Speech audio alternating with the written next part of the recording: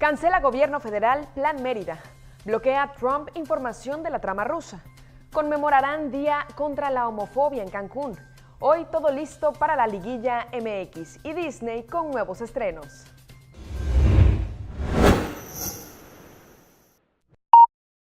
Esto es Noticias MBC.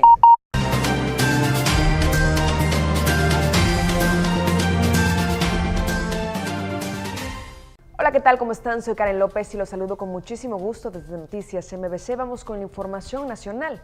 El gobierno federal no continuará con el Plan Mérida que plantea la cooperación militar entre México y Estados Unidos y que fue impulsada por las anteriores administraciones, aseguró el presidente Andrés Manuel López Obrador. Lo de la iniciativa Mérida queremos que se reoriente por completo, porque eso no ha funcionado. No queremos cooperación para el uso de la fuerza, queremos que haya cooperación para el desarrollo. No queremos la llamada iniciativa Mérida, expuso el mandatario. Explicó que la estrategia del gobierno federal será la de impulsar el desarrollo y el empleo para Centroamérica y el sureste de México a fin de incentivar la migración hacia los Estados Unidos. Manifestó que para ello hay recursos ya comprometidos por su administración en la reactivación del empleo en el sureste de México y en la promoción de proyectos como el Tren Maya y el Corredor Transísmico. En más información, la diputada Silvia Lorena Villavicencio Ayala, de Morena, advirtió que la desaparición de la partida para el programa Proequidad representa de manera institucional un atentado contra las mujeres mexicanas. La legisladora criticó la eliminación de los recursos por 86 millones de pesos que desde San Lázaro se etiquetaron para el fortalecimiento de las organizaciones de la sociedad civil que realizan trabajo especializado en favor de los derechos humanos, de las féminas, la igualdad sustantiva y la equidad de género.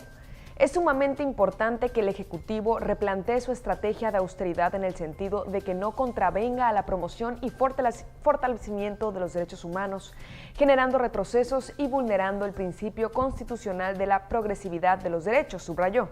Como integrante de la Comisión de Derechos Humanos, llamó a la titular del Instituto Nacional de las Mujeres, Nadine Flora Gazmán, y a todas las dependencias e instancias integrantes de la Junta de Gobierno de este organismo resuelvan en favor de la proequidad. Con más información nacional, el robo de medicamentos y el mercado negro en el país se estima que asciende a 13,000 millones de pesos, de acuerdo con cifras de la Unión Nacional de Empresarios de Farmacias. Tan solo en el sexenio pasado se documentaron irregularidades cometidas en el sector salud por 3,137 millones de pesos, de acuerdo con datos de la Auditoría Superior de la Federación. Para hacerle frente al robo de medicamentos en México, diversas organizaciones civiles lanzaron la plataforma No al Huachicol de Medicamentos, para que los mismos beneficiarios del sistema de salud denuncien la falta de medicamentos. Mauricio Merino, coordinador general de Nosotros MX, afirmó que la industria farmacéutica en México genera 135,000 millones de pesos anuales, siendo blanco para la corrupción. De acuerdo con los activistas, el robo y la corrupción por los medicamentos están presentes en los 3 niveles en el país, desde el robo hormiga hasta las licitaciones federales a modo. Ya para finalizar la información nacional, aunque los migrantes cubanos esperan a que el Instituto Nacional de Migración les otorgue el pase de salida e irse a Estados Unidos, han comenzado a denunciar cómo abogados de supuestas organizaciones como los han timado en el cobro por presuntos amparos. Después de casi 3 meses señalan que les han cobrado pasajes para trasladarlos a la Ciudad de México, pero no han servido de nada. Por ello solicitan nuevamente al Instituto y a la Comisión Mexicana de Ayuda a Refugiados les permitan continuar su camino. Asimismo, lamentaron el homicidio de su connacional Yelena Pérez, quien fue encontrada sin vida y sin señales de haber recibido varias cuchilladas en el cuerpo. A su vez, el delegado de la Fiscalía General de la República, Alejandro Vila Chávez, dio a conocer que se han integrado varias carpetas de investigación contra los supuestos promotores de caravanas, dándoles falsas esperanzas. En información de Quintana Roo le cuento que en el marco del Día Internacional en contra de la homofobia, la transfobia y la bifobia, que se celebra el próximo 17 de mayo y conmemora la eliminación de la homosexualidad de la lista de enfermedades mentales por parte de la Asamblea General de la Organización Mundial de la Salud, se llevará a cabo aquí en Cancún una serie de eventos y conferencias sobre el tema.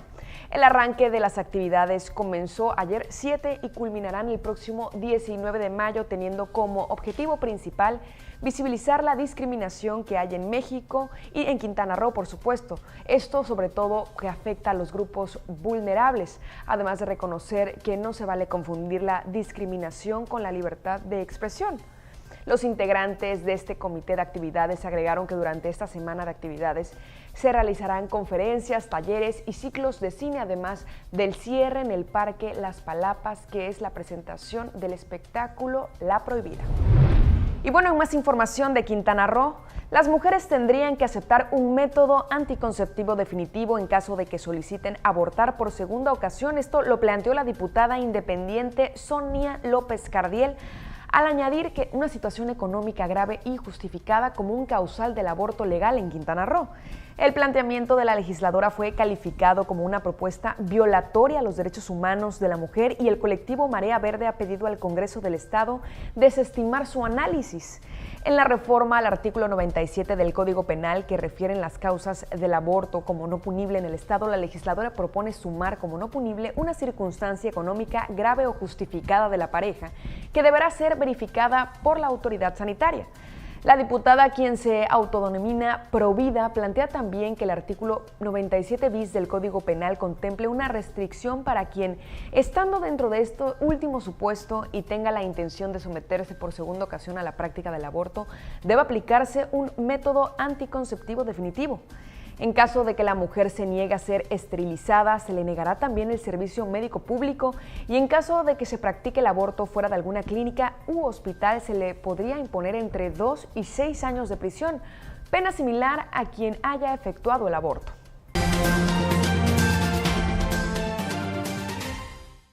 Yendo directo a la información internacional, le cuento que el presidente de los Estados Unidos, Donald Trump, invocó este miércoles su poder ejecutivo para impedir el acceso de un comité de Congreso controlado por la oposición democrática al informe íntegro del fiscal especial Robert Mueller sobre la trama rusa, lo que podría desatar una batalla en los tribunales.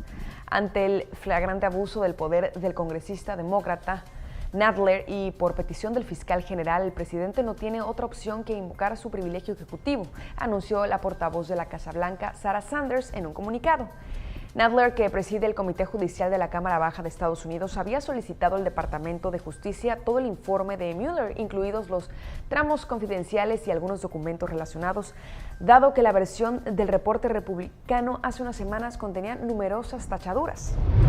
Pasando ya a otro tipo de información, también en los Estados Unidos, la policía de Colorado investiga el tiroteo ocurrido ayer en una escuela local y cómo los jóvenes sospechosos este miércoles deberán presentar ante un juez pudieron hacerse con las armas de fuego con las que mataron a un estudiante e hirieron a otros 8 alumnos.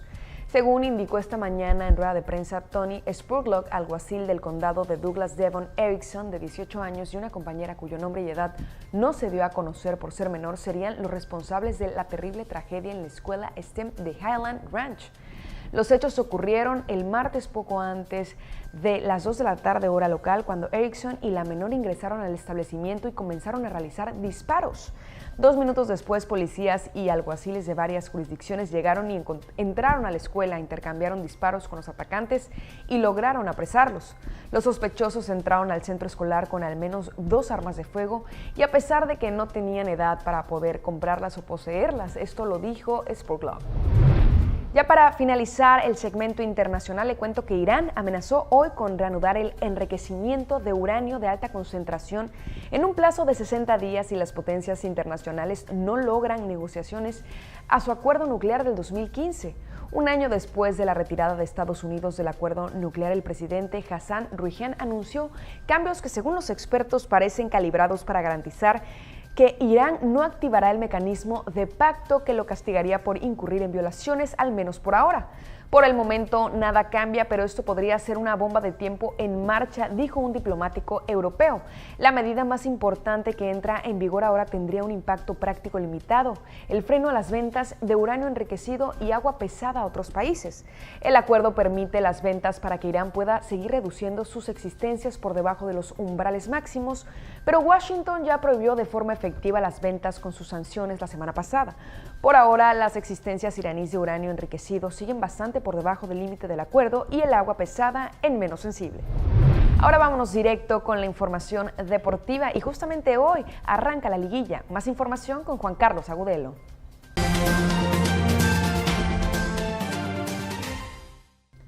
Muchas gracias, Karen. ¿Qué tal, amigos? Sean bienvenidos a los deportes en Noticias MBC. Sin un claro favorito, arranca este miércoles la liguilla del torneo Clausura 2019. Pachuca y Tigres, séptimo y segundo en la tabla, inician la fiesta grande a partir de las 7 de la noche en el Estadio Hidalgo.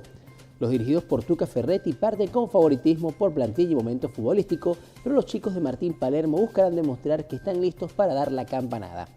También hoy Tijuana y León, octavo y primero, cerrarán la jornada en el Estadio Caliente con pitazo inicial a las 21:06 horas de la noche. El conjunto Esmeralda logró el mejor torneo de su historia, por lo que otra cosa que no sea avanzar se tomará como fracaso. Los Xolos, por otro lado, tienen poco que perder, así que podrían aprovechar la presión que tendrá el rival. En más del fútbol, la mexicana Mónica Ocampo logró el mejor gol en la historia de los mundiales femeninos, de acuerdo con la votación realizada por la FIFA, cuyo resultado se dio a conocer este martes. Este es el golazo anotado por Ocampo en el debut de la selección mexicana en el Mundial 2011 ante el combinado de Inglaterra. El riflazo de la jugadora del Pachuca significó el tanto del empate ante el combinado británico, lo que se tradujo en el primer punto conseguido por México en las citas mundialistas. Ocampo se impuso en la votación que realizó del 18 de abril al 6 de mayo la FIFA a la china Zhang Xioli y a la estadounidense Carly Joy. Seguimos con buenas noticias para el balompié azteca, pues el delantero del LFC, Carlos Vela, fue elegido como el mejor jugador del mes de abril en la Major League Soccer. La extraordinaria temporada que está viviendo el atacante cancunense sigue dando sus frutos y por segundo mes de manera consecutiva se reconoció su gran actuación al terminar con 5 goles, además de 2 asistencias en los 5 partidos disputados por la Oceana Californiana, que se mantiene como el mejor equipo del torneo. Vela se mantiene como el máximo artillero con 11 tantos en igual número de partidos y es el gran candidato para llevarse el premio a jugador más valioso junto al sueco de Los Ángeles Galaxy, Zlatan Ibrahimovic. Además del fútbol, el argentino Gabriel Pereira dejó de ser el director técnico de los Potros de Hierro del Atlante. Así lo informó el club cancunense a través de su cuenta de Twitter, donde también se destaca que el místico deja el cargo junto a su cuerpo técnico. El estratega suramericano calificó a los Potros a una semifinal y en el Clausura que acaba de finalizar dirigió al conjunto más ofensivo del torneo con 26 anotaciones, pero se quedó fuera de la liguilla al finalizar noveno con 17 puntos a uno de los 8 primeros lugares. Y llegamos a la nota que no quería dar el día de hoy, pero bueno, lamentablemente hay que darla. El Liverpool hizo la épica y se clasificó a la final de la Liga de Campeones tras vencer 4-0 al Barcelona, con el que remontó el 3-0 con el que salió del Camp Nou. Este fue el insólito gol que anotó Dick Origi a los 79, su segundo del partido, con el que los Reds concretaron la histórica remontada ante un conjunto catalán desaparecido y sin respuesta. El Liverpool jugará su segunda final de Champions de manera consecutiva, mientras el Barcelona se despide también con una humillación a cuestas en temporadas consecutivas, luego de lo hecho por la Roma hace un año.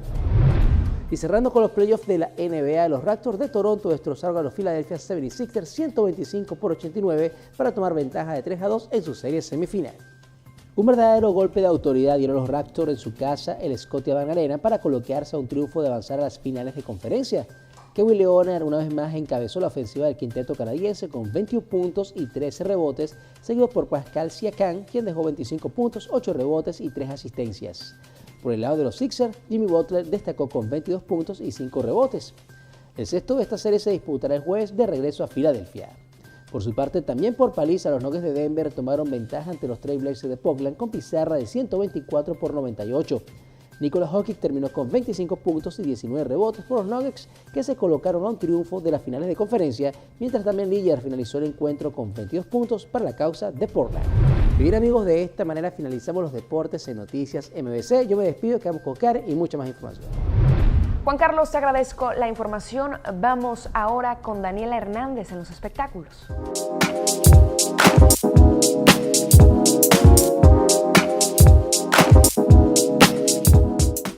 Sí, gracias Karen. Buenas tardes. Así comienza esta sección de espectáculos en Noticias MBC.